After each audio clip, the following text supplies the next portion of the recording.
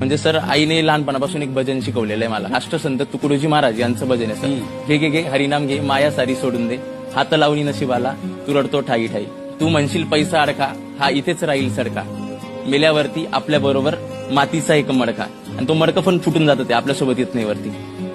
तू म्हणशील बायका पोरं हे तुझ्या मागचे चोर, मेल्यावरती खापरं फोडतील तुझ्याच डोक्यावर. म्हणजे तू कितीही कमव त्यांच्यासाठी, शेवटी तुझ्याच नावाने तू पोचला जाशील.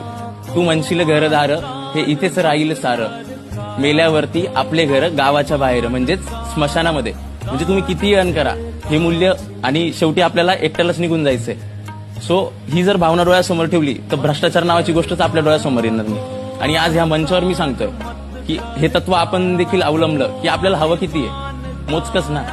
ते जर आपण मिळवलं आणि ह्या गोष्टी जर बंद केल्या तर नक्कीच आपला भारतही पुढे जाईल, आपलं जग देखील पुढे जाईल सर, आणि माणूस म्हणून आपण देखील पुढे जाऊ.